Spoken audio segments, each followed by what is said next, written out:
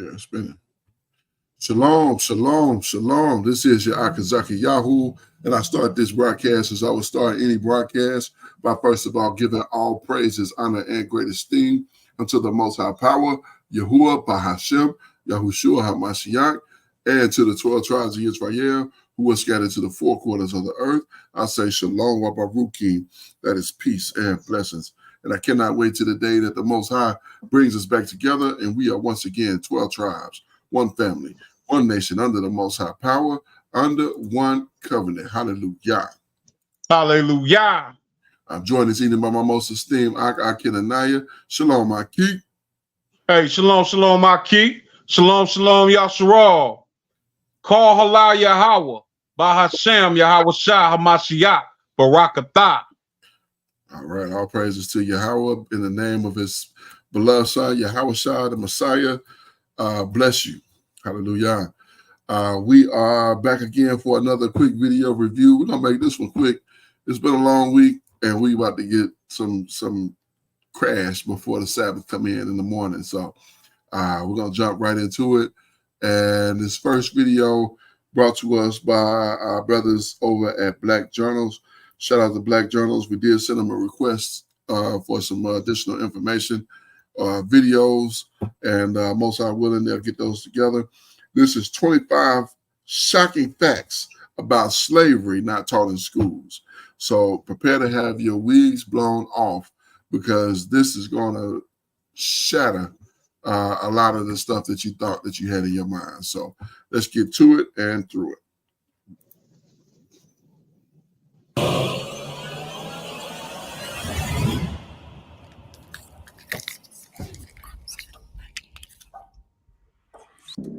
Slave breeding, medical experimentation, and rampant human trafficking.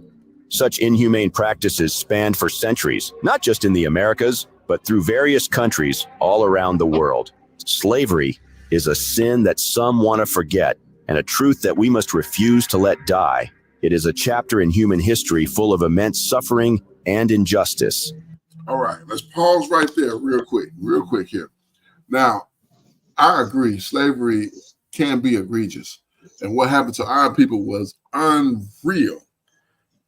However, it's ironic because you can read in the book of Exodus, and you can read some of the same things that happened to us here in America, happened to us, to our people back in Mizraim, or in what you would know as Egypt. So, you know, as egregious as this slavery was, as captivity has been for our people, we didn't do people as bad as people have done us. So, yeah, these things should not be the norm, but it's certain things that we can't do. As a righteous nation of people, I can't rape nobody's wife and say I got the right to do it. I mean, that's unreasonable. That's completely unreasonable. That's a behavior I'm becoming of a human. That's inhuman to do these things, some of the things that they did to our people. So, you know, these are lines that should never have been crossed, and things that should never have been done.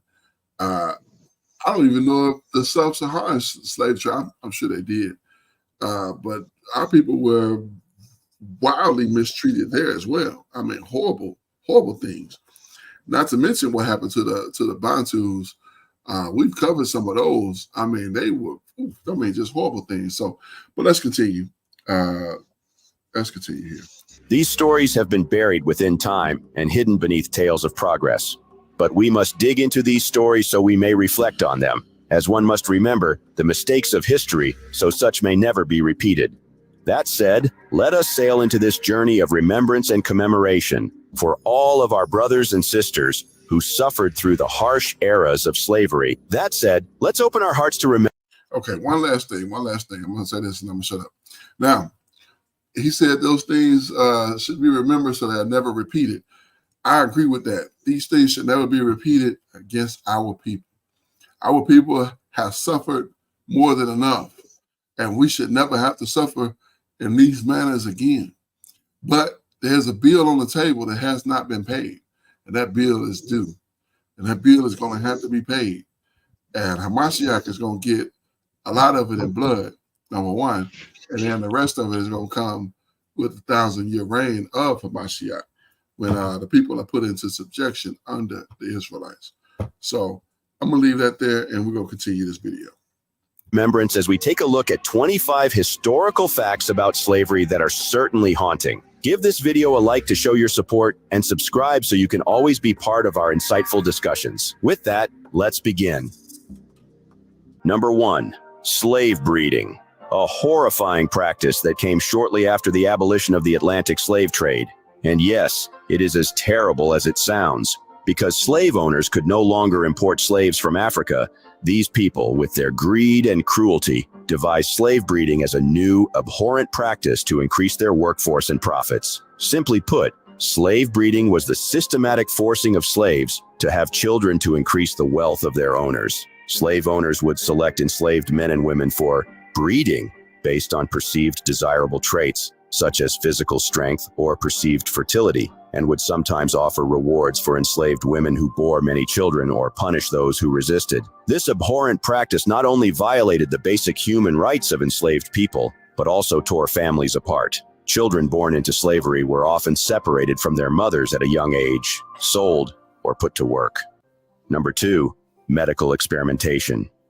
During the antebellum period in the United States, enslaved individuals were often subjected to painful and dangerous procedures without their consent, their bodies seen as expendable resources for medical research and experimentation. One notable example of this was the work of Dr. James Marion Sims. Known as the father of modern gynecology, Sims conducted numerous experimental surgeries on enslaved women without anesthesia. Despite the excruciating pain and potentially life-threatening nature of his experiments, Sims legally needed permission only from the enslaved women's owners. He performed painful experiments without anesthesia on Lucy, an enslaved black woman, while other doctors observed. Sims' experiments on Lucy were unsuccessful and nearly killed her due to severe blood poisoning. Nevertheless, he continued performing procedures on other enslaved women, sometimes drugging them to prevent resistance.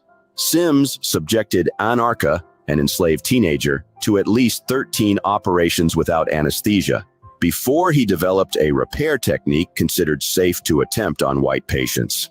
Unable to refuse treatment or withhold consent, Lucy, Anarcha, and Sims's other enslaved patients were powerless against medical exploitation. During and after enslavement, physicians often denied black people basic dignity and personhood, reflecting the dehumanizing myth that black people were less sensitive to pain than white people. Although Sims was historically praised for his contributions to medicine, people are now acknowledging the cruel and inhumane treatment he inflicted on black women during his experiments. As a result of this reevaluation, a statue of Sims was removed from Central Park in New York City in April 2018, although another statue of him still remains at the Alabama state capitol. Number 3. Savage dogs were used to hunt runaway slaves.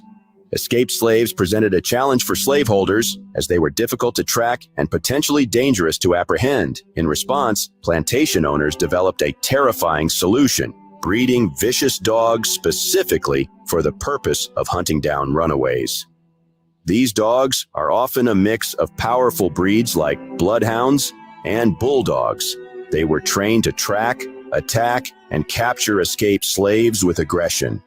The use of these dogs instilled terror in the hearts of enslaved individuals as they became symbols of the brutality and dehumanization inherent in the slave system. In a twisted display of power, slaveholders often allowed the dogs to maul captured runaways, inflicting severe injuries before subduing the animals. This practice served not only as a form of punishment, but also as a chilling warning to other slaves who might contemplate escaping. Number 4. The Zong mass killing. In 1781, the captain of the slave ship Zong ordered the drowning of 132 enslaved Africans during their journey to Jamaica. Upon returning to England, the ship's owners sought compensation for their lost cargo from their insurer. The case might have been successful if not for Olaudah Equiano, a formerly enslaved man living in England. He learned of the Zong mass killing and brought it to the attention of an abolitionist friend, leading to a court case.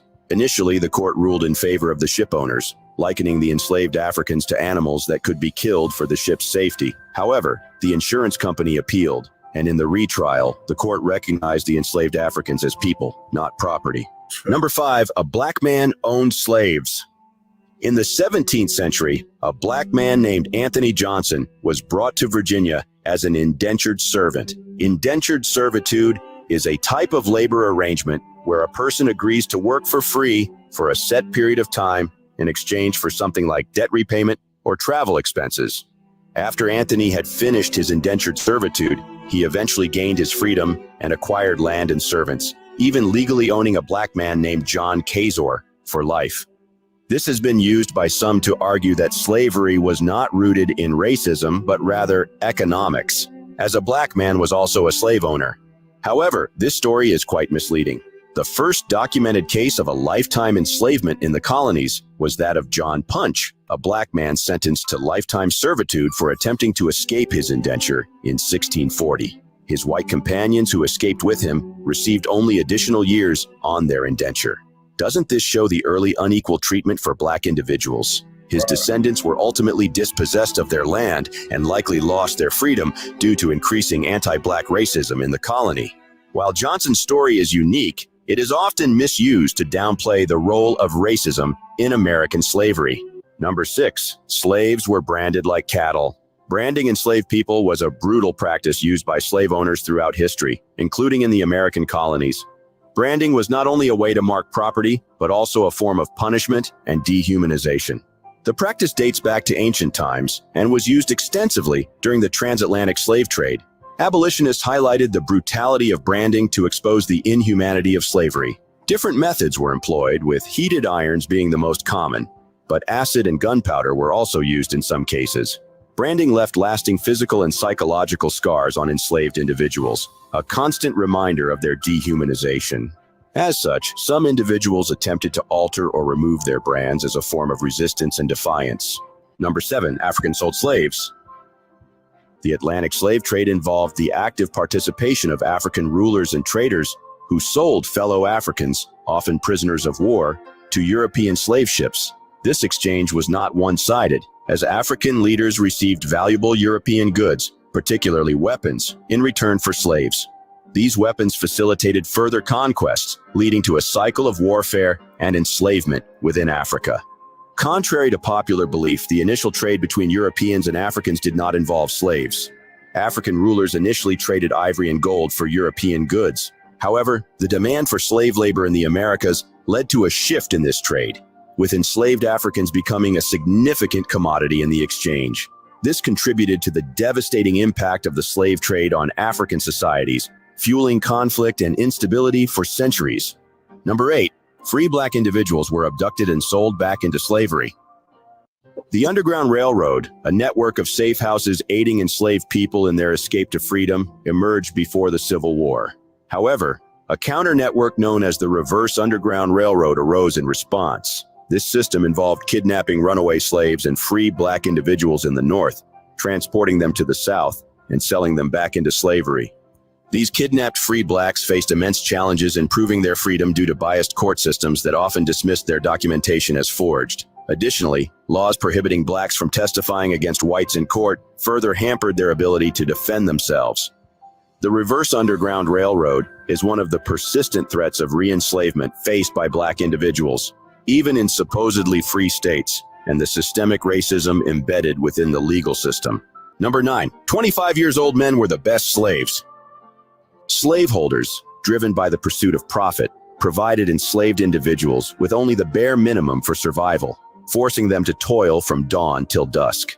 In a perverse twist, young women were often valued more than men until puberty due to their potential to bear children who would also be enslaved. The most valuable slaves were considered to be men around 25 years old due to their perceived peak physical ability and potential for labor output.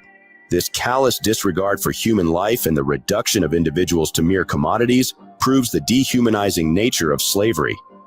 The value placed on enslaved people was not based on their inherent worth as human beings, but rather on their potential for economic exploitation. This commodification of human life was a fundamental aspect of the slave system, shaping the experiences of enslaved individuals and perpetuating the cycle of oppression.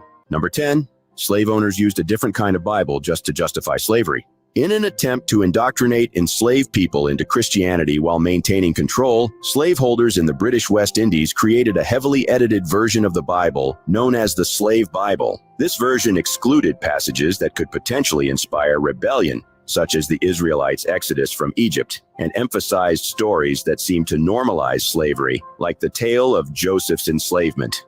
The Slave Bible served as a tool of manipulation, aiming to quell any thoughts of resistance among the enslaved population. The creators of this altered text, whether plantation owners or missionaries, sought to instill a sense of acceptance of their subjugated status in the slaves. This act of religious censorship highlights the lengths to which those in power would go to maintain control and suppress dissent. Number 11. Fleeing slaves were considered mentally ill. Samuel Cartwright, a physician in the pro-slavery American South, used his medical expertise to uphold the institution of slavery. He published a report that falsely claimed black people were biologically inferior to whites, with smaller brains and immature nervous systems, making them naturally suited for servitude. He even went so far as to assert that black individuals could only find happiness in slavery. In a blatant attempt to pathologize resistance, Cartwright invented a mental disorder called drapetomania, supposedly afflicting slaves who attempted to escape their masters.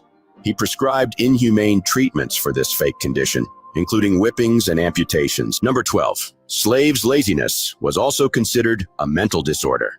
Not content with inventing drapetomania, Samuel Cartwright also fabricated another fictitious mental disorder called dysesthesia ethiopica, which he falsely claimed caused laziness in enslaved people.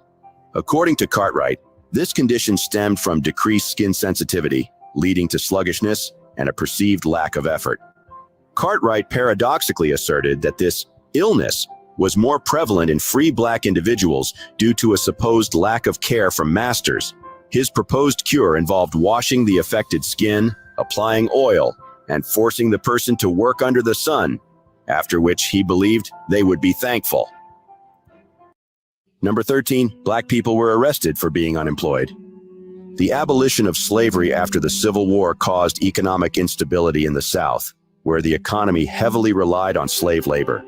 However, a loophole in the 13th Amendment, which abolished slavery except as punishment for a crime, was exploited by Southern states. They began arresting black individuals indiscriminately, often for minor offenses or even unemployment, leading to their imprisonment and subsequent leasing to private businesses for forced labor.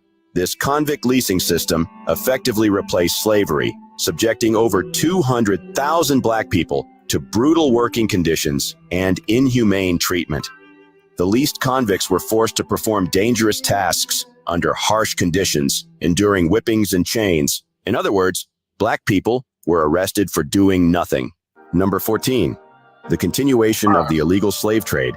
Despite the formal end of the slave trade, illicit trafficking persisted, yielding substantial profits for those involved.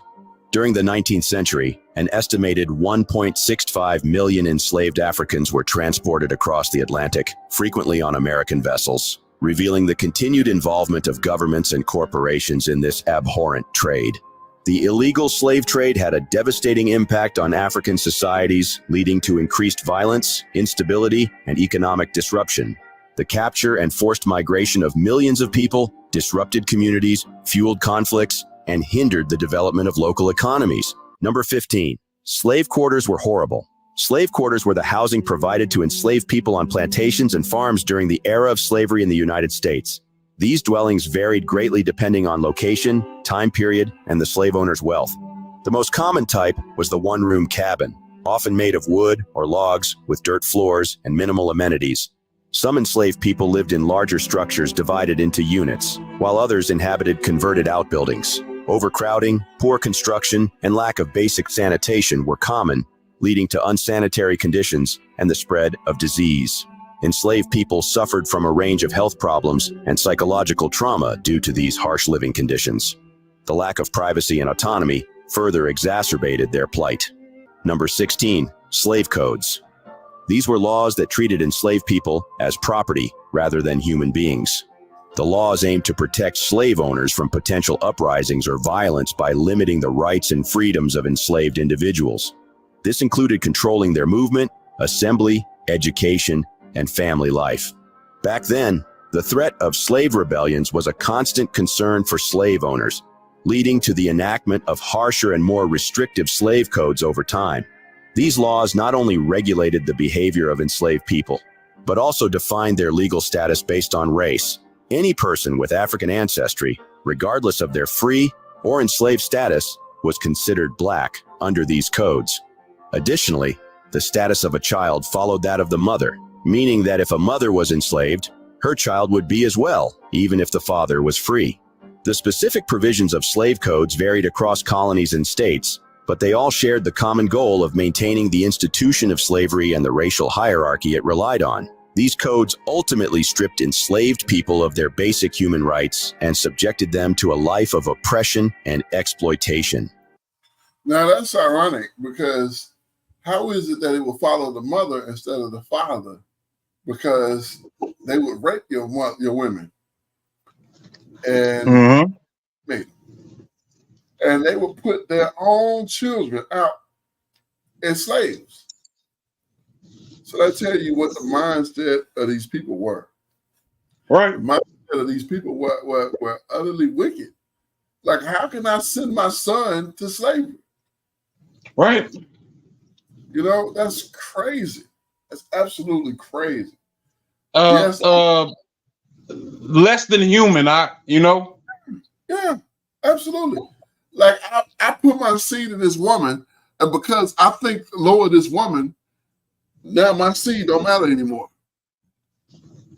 But that's my seed. That's mine. Like, you can't see that? They couldn't see that. They couldn't see that. So, okay, let's continue. Let's continue, because we'll be on this all night. Let's continue. Number 17, the domestic slave trade. In 1808, the United States Congress prohibited the importation of African slaves, a move hailed by abolitionists as a step towards justice. However, this seemingly progressive act had unintended consequences. It inadvertently fueled the growth of a domestic slave trade, a cruel system that tore families apart and displaced an estimated 1.2 million individuals, most of whom were born in America. This internal trade cast a long shadow over the lives of enslaved people. The constant threat of being sold and separated from loved ones created a pervasive atmosphere of fear and uncertainty. The prospect of being sent to the harsh conditions of the Louisiana sugar plantations, with their grueling labor and high mortality rates, was a terrifying reality for many. Number 18, the Underground Railroad. In the era of slavery, the Underground Railroad was a network of routes and safe havens that facilitated the escape of enslaved people from the American South to the North. The term Underground Railroad was metaphorical, as it was not an actual railroad and did not run underground. Instead, it facilitated long-distance escapes through homes, barns, churches, and businesses. The people involved in the Underground Railroad were driven by a profound commitment to justice and the abolition of slavery, and their dedication was so strong that they risked their own lives and freedom to assist enslaved people in their journey to safety. Between 1810 and 1850, the Underground Railroad helped guide 100,000 enslaved people to freedom. Conductors led runaway enslaved people from one location to another along the routes. The safe places that provided shelter were known as stations, and those who hid the escapees were called station masters. The escaping individuals were referred to as passengers, and once they reached the safe houses, they were termed cargo. Number 19, slave labor in urban and rural settings. Enslaved individuals were not limited to rural plantations. They also played a significant role in the labor force of urban areas like Boston, New York, Charleston, Richmond, and Baltimore, demonstrating the widespread nature of slavery throughout various settings. In urban areas, enslaved people worked in a variety of occupations, including domestic service, skilled trades, and industrial labor. They were blacksmiths, carpenters, seamstresses, cooks, and laundresses, contributing to the economic development of these cities. Despite their essential role in urban life, enslaved individuals in cities faced unique challenges, including limited social mobility and increased surveillance. Number 20, resistance and the fight for abolition. Enslaved Africans never stopped fighting for their freedom. Their spirit was strong, and their resistance gave hope to others facing oppression. They fought back in many ways, from small acts of defiance to large-scale rebellions. Their bravery and determination inspired generations to fight for their own liberation. One powerful example of this was the Haitian Revolution in the late 1700s. Enslaved people in the French colony of Saint-Domingue rose up against their oppressors, ultimately overthrowing French rule and declaring their independence. They renamed their nation Haiti, and this act sparked many more revolutions to end slavery in all of France's colonies. Number 21, resistance and revolts aboard slave ships. Am I wrong for wanting to applaud them in Haiti? And shout out to the brothers in Haiti, man. Indeed. For whooping the French and taking their freedom, you know. I hate they had to pay them all that money, but you know, at least they got some licks in, you know. So let's continue. Enslaved Africans frequently resisted the brutal conditions aboard slave ships too, leading to rebellions on an estimated 10% of all voyages, especially near the African coast. They fought back against their captors using various tactics, such as refusing food and water, jumping overboard, and even organizing armed uprisings. These acts of defiance, though met with harsh reprisals, forced slave traders to increase security measures, inadvertently raising their costs and limiting the number of voyages they could undertake. Number 22, the terrifying impact of Nat Turner's revolt. Nat Turner's 1831 rebellion in Virginia struck terror into the hearts of slaveholders. A well-coordinated uprising led by a large group of black men resulted in the deaths of approximately 55 white people, exposing the vulnerability of the slave system and the potential for organized resistance. Shout out to Nat Turner, too. All praises to the Most High for Nat Turner. Hallelujah. The aftermath of Turner's rebellion led to heightened paranoia and brutal reprisals against enslaved people across the South. States enacted stricter slave codes, further limiting the freedoms and rights of enslaved individuals. The uprising also intensified the debate over slavery, contributing to the growing divide between pro-slavery and abolitionist factions in the United States. Number 23. The East African slave trade continued into the 20th century. While the United States abolished the slave trade in 1808, the East African slave trade, also known as the Arab slave trade, persisted for much longer.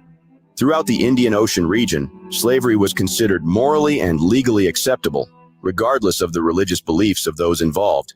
Over 1 million slaves were taken from East Africa during the 19th century, and despite British efforts to suppress it, the trade continued into the 20th century. This highlights the global nature of slavery and the fact that its abolition was a gradual process, with some regions lagging far behind others in eradicating this inhumane practice. Number 24. The horrors of the Middle Passage. The Middle Passage, a nightmarish voyage across the Atlantic Ocean, was a living hell for those ensnared in its clutches. Stolen from their homeland and stripped of their dignity, men, women, and children alike were crammed into the bowels of slave ships, their naked bodies shackled and branded like cattle. The stench of human waste and disease surrounded the air as the captives endured unimaginable suffering. Death became a constant occurrence on this harrowing journey, claiming the lives of an estimated 12% of slaves. The brutality and despair were so profound that they ignited countless acts of rebellion, desperate attempts to reclaim a semblance of freedom, though these were often met with swift and merciless reprisals. Number 25. Modern slavery. In our modern world, slavery hasn't disappeared, it's simply changed its face. Instead of chains and plantations, it hides in plain sight as human trafficking, forced labor, and forced marriage. Being tricked, threatened, or even born into a life where freedom is stolen and exploited for someone else's profit. This isn't a horror story from the past. It's the chilling reality for an estimated 49.6 million people today, including a heartbreaking number of children. Poverty, lack of education, and social instability make certain groups more vulnerable to these horrors. Human trafficking, forced labor, and the cruel practice of forced marriage, modern slavery exists in various forms. It's hidden within complex supply chains, making it incredibly difficult to hold businesses accountable. This is why we need strong laws, government action, and global cooperation to put a spotlight on this darkness and protect the vulnerable. In the UK, the National Referral Mechanism is working tirelessly to identify and support victims, proving that the fight against modern slavery is happening on our own doorsteps. But let's not forget that this is a global issue, and we all have a role to play in ensuring that every human being has the right to live a life free from exploitation. It's a fight for freedom, dignity, and the fundamental values that make us human. We've just gone through 25 eye-opening facts about slavery, but the commemoration must not end with this video. May humanity continue to remember those who fought against their chains, for their stories are filled to the brim with both pain and bravery as they fought the never-ending fight for freedom. What we learn from these past horrors and present-day injustices should motivate us to take action. We need to keep learning, raising awareness, and actively fighting and put a stop once and for all against the exploitation that's still happening around the world. It's our responsibility to honor those who fought for freedom before us, both the abolitionists and the enslaved themselves. By working together, we can create a world where everyone is truly free. Thank you for staying until the end of the video. If you liked... All right, so let me just add this little 2 pennies on here, man. Everybody can't be free. You know, somebody got to pay for what happened to our people. You know, so you can't just let everybody go off and be free. I'm sorry, it just don't work that way. That's just not reality. So, you know, I'm gonna leave it in the hands of the Most High because He's the one that's the grand architect. So we're gonna skip to our next video. While no one is talking about the wars going on in Africa, why is nobody talking about the wars going on in Africa? This is another video brought to us by our good brothers over at Black Journals. But why is no one talking about the wars going on in Africa? Let's get to it. For decades, wars have ravaged various parts of Africa, displacing millions and causing immense suffering. Yet compared to conflicts elsewhere, these wars receive very little attention globally. This lack of international focus allows these tragedies to fester, with devastating consequences for the people caught in the crossfire. Africa is a major hotspot for armed conflict, ranking second globally. Over 35 wars are currently happening within various African countries, not between nations. These conflicts involve numerous armed groups battling government forces or each other. Some of the countries affected include Burkina Faso, Cameroon, Central African Republic, Democratic Republic of Congo, Ethiopia, and many more. But while images of war from Europe or the Middle East dominate news cycles, the plight of African nations battling internal strife often goes unnoticed. This media disparity has real-world consequences. Limited international awareness translates to less pressure for diplomatic solutions, decreased humanitarian aid, and a sense of abandonment for those trapped in dire situations. A report by Shah in 2009 compiled data on conflicts in various African nations. In the midst of 2001, Ethiopia, Somalia, and Kenya experienced one of the most severe food crises globally. Rainfall was scarce, leading to widespread famine. Despite early warnings of drought from a credible international warning system, the media did not effectively convey the seriousness of the situation to the global community. Concurrently, local conflicts worsened the crisis, as soaring food prices rendered essential supplies unaffordable for many. According to Oxfam, a non-governmental organization, approximately 12 million people succumbed to starvation, lack of clean water, and inadequate sanitation. The media's failure to emphasize the drought and ensuing crisis resulted in loss of human lives and disproportionately impacted pastoralists, for whom rainfall is a vital lifeline. Interestingly, news stories about conflicts in Africa are also often told by people from other parts of the world.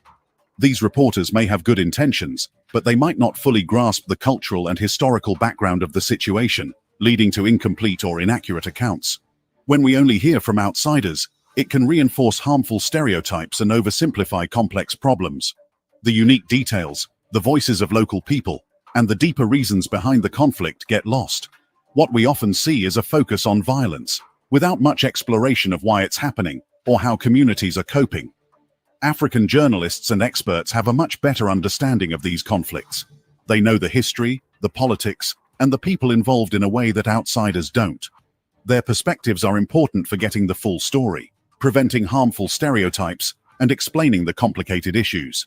The sad reality is, news such as conflicts happening far from major Western powers often receive less immediate attention. Major news outlets tend to focus on stories that resonate with the white audience, making geographically distant conflicts feel less relevant. And to make matters worse, there is an unfortunate stereotype that portrays African conflicts as intractable and inevitable, leading audiences to disengage. This view ignores the many reasons behind these wars, including past events, government actions, and economic issues. The perception that these wars are never-ending and irresolvable discourages sustained international attention and public interest. The problem persists even though various studies have already been made to address this issue of insufficient media coverage. For example, Mathethwa Summers in her study of ethnic conflicts in Africa, edited by Noli and Okudiba, notes that the media has extensively covered ethnic conflicts involving Albanians and Serbs, while largely neglecting those in Africa. The study, among others, suggests that this lack of coverage stems from the pervasive belief that ethnic conflicts in Africa are commonplace occurrences, unlike those of other nations. When Russia invaded Ukraine, the world responded quickly and strongly. Countries imposed sanctions, issued diplomatic condemnations, and provided extensive media coverage. All of the sanctions and near-constant media coverage aim to prevent a war involving a nuclear-armed superpower from escalating further. But this strong response contrasts with the relatively weak reaction to ongoing conflicts in Africa, as it just shows how seriously the global community takes conflicts in Europe.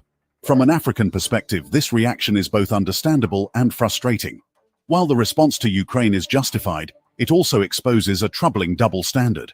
For instance, the conflicts in the Democratic Republic of Congo, which has been ongoing for decades and has resulted in millions of deaths and displacements, still receives little media attention and limited international intervention. If we must explain briefly, the conflict in the Democratic Republic of Congo, or DRC, originated in the aftermath of the Rwandan mass murder in 1994. During this period, extremist Hutu militias and citizens killed an estimated 800,000 to 1 million people, making it one of the most brutal episodes of mass violence in recent history. Following this tragedy, numerous individuals sought refuge in Congo, including militants implicated in the violence. This triggered conflict in Congo, resulting in multiple skirmishes and ultimately culminating in the First Congo War from 1996 to 1997, which led to thousands more deaths. People outside of Africa did not hear much of this war, but during that same period, the Israeli-Palestinian conflict received significant coverage. The news of the First Congo War did reach international coverage, but it wasn't enough to make a significant difference for the individuals affected. After the First Congo War, the Second Congo War followed, spanning from 1998 to 2003. This Second Congo War, also known as the Great War of Africa, resulted in an estimated 5.4 million deaths. Even though a peace agreement was eventually made in 2003, the eastern part of Congo did not become stable. Despite the official end of the war, violence and instability continue, especially in the eastern regions of the country. Various armed groups, such as the M23 and the Allied Democratic Forces, continue to fight for control over territories rich in valuable minerals like cobalt, coltan, gold, and diamonds. These groups often engage in violent clashes with government forces and each other, leading to ongoing humanitarian crises, displacement of people, and widespread human rights abuses. During the war and afterward, Western news focused on several other major events. These included the September 11, 2001 attacks and subsequent war on terror concerning the US, its allies, and Afghanistan, the Iraq War starting in 2003, the Israeli-Palestinian conflict, the Enron scandal, the controversial 2000 US presidential election, and the dot-com bubble burst of 2000. While these events are quite important, there was still insufficient news concerning the situation in DRC. The country's conflicts inflicted significant suffering, resulting in the deaths of millions due to fighting, disease, and starvation. Despite the severity of the situation, international assistance has been inadequate. While the United Nations has deployed peacekeepers to Congo since 1999, their efforts to ensure the safety of civilians have been inconsistent, and not enough money goes to help the people who are suffering, as the world's attention moves away quickly to other problems that seem more important to the media. With all of that said, there is a pressing need for change, as the human cost of these wars is undeniable. Millions are displaced, facing hunger, disease, and violence. We believe that we, as a community, have the power to break the cycle of silence. Currently, another crisis threatens the life of millions of African citizens, and we believe it's important to bring this to light. This is the troubling conflict in Sudan. It's always unfortunate when opposing opinions lead to aggression. Such is the case with the ongoing Sudan conflict. This turmoil erupted from a power struggle within the military. Following a joint coup in 2021, tensions rose between the leaders of the Sudanese armed forces and the Rapid Support Forces over the integration of the RSF into the main military. Disagreements about rank structure and control sparked a military standoff in April 2023, with the RSF deploying forces and the SAF declaring their actions illegal. Sudan's current ruler, General Burhan, has the regular Sudanese armed forces on his side. Opposing him are the Rapid Support Forces, or RSF, the group of fighters loyal to the former militia leader, General Hemedti. These tensions within Sudan's military regime boiled over on April 15, 2023, leading into deadly clashes on the streets of Khartoum, the capital city. But the main area of this whole conflict is Darfur, a large, dry region in western Sudan with about 9 million inhabitants. Many RSF fighters originate from Darfur, especially from Hemedti's tribe, the Rizegat. This little detail unfortunately makes the region the perfect battleground for the discord. By January 2024, the violence had caused an estimated 13,000 to 15,000 deaths and over 33,000 injuries. By March, the situation had worsened, with over 6.5 million people forced to leave their homes and more than 2 million seeking refuge in other countries. Currently, conflict in Sudan persists, with neither side winning entirely. While the RSF initially enjoyed victories, they couldn't conquer key cities in Khartoum. The capital became a contested zone with neither side gaining a clear upper hand. As the fighting continued, international actors like IGAD, an East African regional organization, stepped in to broker a ceasefire. Unfortunately, these peace negotiations ultimately failed to produce a breakthrough, stalling any progress towards ending the conflict. Sudan's power struggle intensifies. Hemedti, leader of the RSF militia, tries to win international favor by touring Africa and visiting a mass murder memorial, hoping to deflect blame for RSF actions. Meanwhile, Al-Burhan, head of the rival Sudan armed forces, refuses to budge, rejecting peace talks and pointing fingers at the RSF. It's unclear how or when the fighting will end, leaving the future of Sudan very uncertain. Experts also believe that the current conflict in Darfur is connected to the horrific violence and human rights violations, potentially even mass murder, that occurred in the very region roughly 2 decades ago. The UN describes the situation in Sudan as a horrific humanitarian crisis, potentially the worst in recent times. Meanwhile, UNICEF, focusing on children's well-being, is concerned that some parts of Sudan are on the verge of famine. They warn of a looming hunger crisis that could be the world's biggest so far. Because the attention of the world is not on this conflict, there has been a lack of funds to help the refugees in Sudan. That would mean millions facing starvation. The UN's World Food Programme is stretched thin, unable to provide aid to 3 million starving people in Sudan. Similarly, funding shortages in Chad will force them to cut off assistance for all 1.2 million refugees by April. Not only that, but this conflict is also the reason why the number of children in Sudan who are out of school has risen to 19 million. Once again, why hasn't the media covered much about this? While conflicts in Africa continue to devastate communities, they have failed to garner sufficient attention from the global media. There are many more conflicts in Africa that are in need of coverage. Moving to other parts of the continent, conflicts are also happening in countries in Central Africa and its neighbors. In countries around Lake Chad, like Cameroon, Chad, Niger, and Nigeria, climate change is making things worse for people dealing with violence from groups like Boko Haram and Islamic State West Africa Province, or ISWAP. While people often focus on the security issues in the area, the media don't pay enough attention to how climate change is making things even more dangerous and forcing people to leave their homes. All of these problems combined have caused 3 million people to become displaced and another 11 million in need of humanitarian help. Over the years, fights have broken out between different groups in Cameroon who are all struggling to get enough land, water, and food due to climate change. A major example of this is in Logone-Birni, where a lack of resources caused by climate change led to violence between fishermen, farmers, and herders. This fighting has forced about 60,000 people to flee to Chad for safety. Help arrived quickly from UN and aid groups, but the living conditions in the 2 camps for Cameroonian refugees in Chad got worse during the rainy season. Many more Cameroonians are still waiting to move from temporary shelters to these camps. The refugees don't want to go back home until the government solves the problem of fighting over limited resources, which is the main reason for the violence. Instead of stopping the violence, officials from Chad and Cameroon made it worse. Aid workers and displaced people have reported that high-ranking officials from both countries bought large herds of cattle and hired armed men to protect them. These armed men used violence to control access to water and grazing areas, contributing to the conflict in the region. Additionally, Cameroon is grappling with the Anglophone crisis, a conflict between its French and English-speaking communities. This conflict has inflicted significant damage on the country. It erupted in 2016 when the government responded violently to peaceful protests by teachers and lawyers advocating for reforms in the education and judicial systems. Subsequently, some individuals in the English-speaking regions of Cameroon began advocating for the establishment of their own nation, which they named Ambazonia. Despite government attempts to address the situation, they failed to include representatives from the English-speaking community in the discussions. The conflict persists, resulting in numerous adverse consequences such as injuries, displacement, disrupted education for children, and economic hardships for many. There are disturbing reports of atrocities committed against civilians, revealing the urgent need for a resolution to the crisis. With all of that said, the ongoing conflicts in Africa, such as those in Sudan, Cameroon, Lake Chad Basin, and Congo, are immensely devastating for the people involved. Millions have been displaced, killed, or injured, and many more are facing hunger and hardship.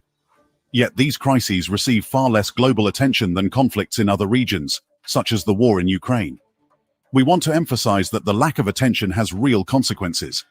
It means less pressure on leaders to find peaceful solutions, less humanitarian aid reaching those in need, and a sense of abandonment for those caught in the crossfire. This is especially true in Sudan, where the fighting has created a massive humanitarian crisis that could become the worst in the world. We cannot ignore the human cost of these wars. It is crucial to recognize that these conflicts are filled with complexity. By shedding light on these crises and demanding more attention from the international community, we can help break the cycle of violence and neglect.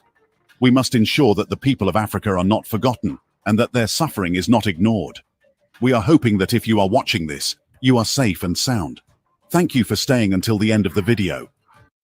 All right, so conflict in Sudan, conflict in the central part of the continent of Kebulon, conflict, just mass fighting, just ridiculous, just constantly fighting amongst themselves. And this is what, here's the sad part. Not all of those people, but a lot of people over there, especially not so much in the Sudan. Sudan, I think those are mostly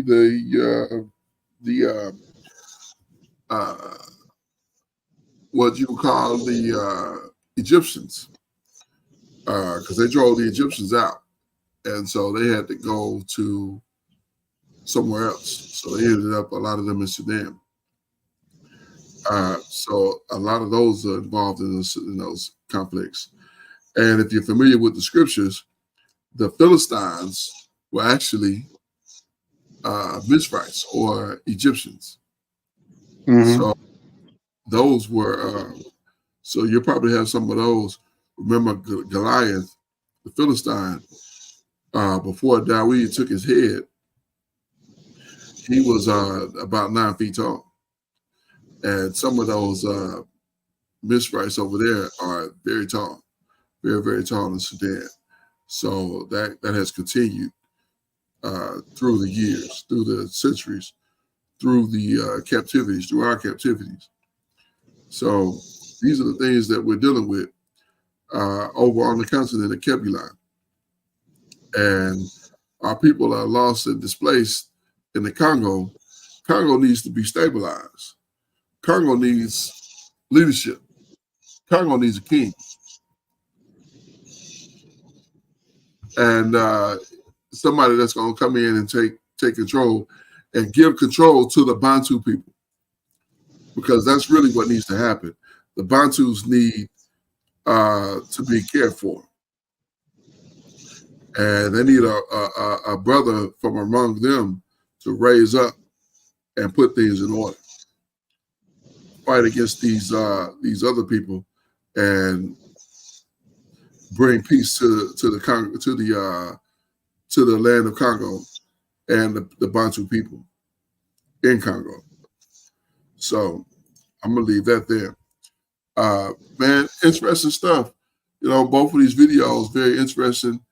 25 facts that you didn't know about slavery, and some of that stuff I wasn't so privy to. And then why is no one talking about the conflicts in Africa, the wars in Africa? They need to be talking about it. It should be top of the mind. Why are they fighting in the land of the Bantu? Congo is for Bantus. So why are they fighting in the land of the Bantus? They're trying to steal resources from our people. Here it is 2024, and we're still fighting, trying to keep resources that everybody else is trying to steal. It's a shame. And these things need to stop. You know, we need leadership in Congo. We need leadership, and we need brothers to step up and take charge and handle the heathen that are over there, and get the heathen up out of there. You got Gentile heathens sitting in Congo doing nothing, and you got enjoying the resources, and then you got black heathens, Hamitic heathens doing even less because their brothers are stealing, trying to steal and take control and destabilizing everything. And meanwhile, our people are caught in the middle of it. All we try to do is live. All our people trying to do is live until Hamashiach return. And instead of being able to do that, you got people fighting over things that were made in the earth because they want money. Ain't that a shame? I'm gonna leave it right there. Go ahead, Art. Con, you know, I believe last week we covered the Seminole Indians and how they, you know, led a rebellion. And, you know, so I wasn't surprised by some of the information that we heard, you know, this evening with, you know, some of the rebellions. You know, our people always resisted captivity for the most part. It wasn't something that we were just passive about for the most part. You know, we would have had more rebellions and more successful rebellions had our people all been on the same page with it. And so, you know, I wasn't surprised by a lot of what we heard this evening with that video.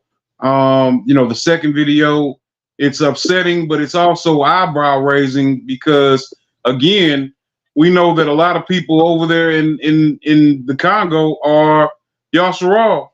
Right. And, you know, they're going through having such a difficult time. Whereas here in this continent, you know, we got our heads and our tails, man, you know, right, chasing after worldly things. Yeah. You know, this ought to be a time that we're coming together to ensure that what's going on over there doesn't occur with us now. Right. Right. Yeah. But you know, I don't want to come down too hard on our people like all the time. Yeah. I understand that, you know, a lot of our people are unaware of who they are. A lot of us are just returning to who we are. Still, you know, some things that we're unsure about, but basics, man, just, you know, loving your brother, loving one another. Yeah. We can do that, whether we know who we are or not. You know, now it definitely would help to know who we are. Yeah. But you know, we should be able to understand that, this fella that looks like me has been through, brought over here in his ancestors brought over here in captivity like my ancestors, has the same struggle as me. I don't want to see him do well, and I pray that he wants to see me do well. It's a time for us to come together, and Yah willing, this will occur at some point. That's all I got. Indeed, all praises to the Abba. Leviticus chapter 19 and verse 17, you shall not hate your brother in your heart.